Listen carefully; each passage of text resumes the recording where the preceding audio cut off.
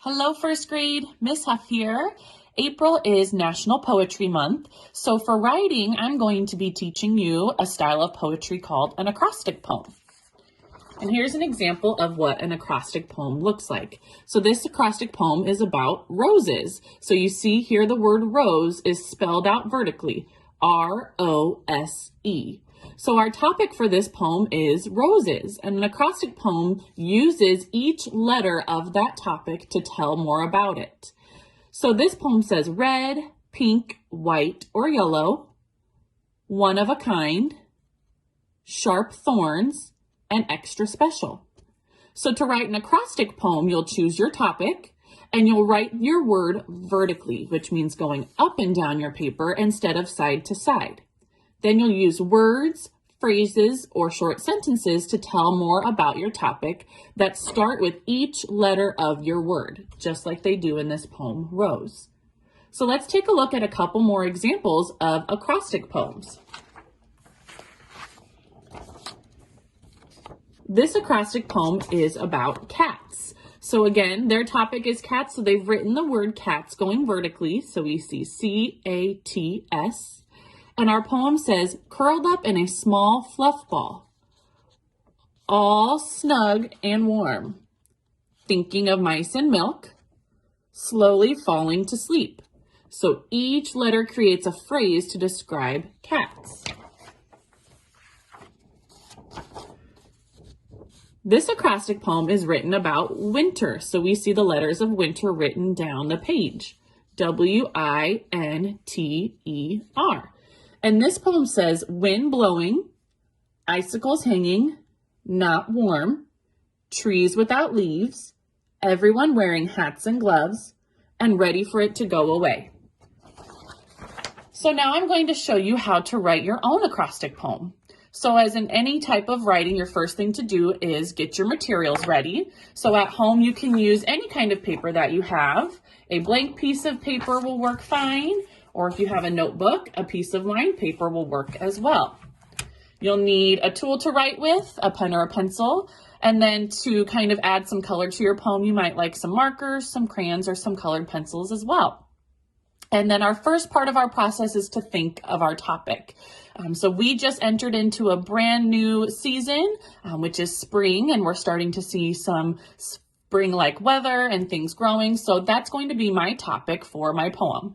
So with whatever paper you choose, you'll start by writing your word vertically, so up and down the page.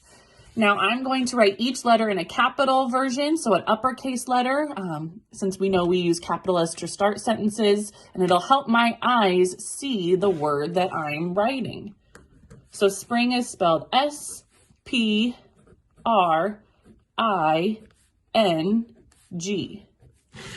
So you can see I've taken the letters of the word spring and written them down my page, leaving space next to each letter.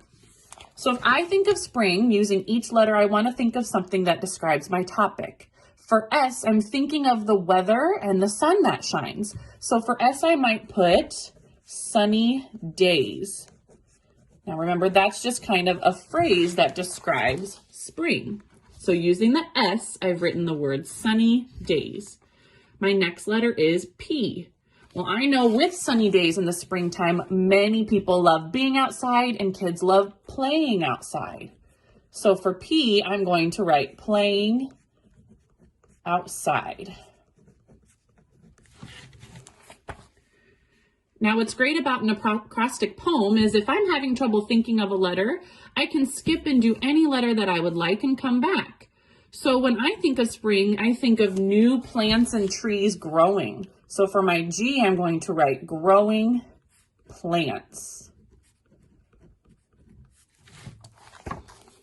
Now, thinking about plants that grow reminds me that they need water, and that makes me think of rain, which will work for my letter R. So I'm going to write rain falling. So I have two letters left, my I and my N. Ooh, in the springtime, I know that bugs start to come back. So I'm going to use my I to write insects come out.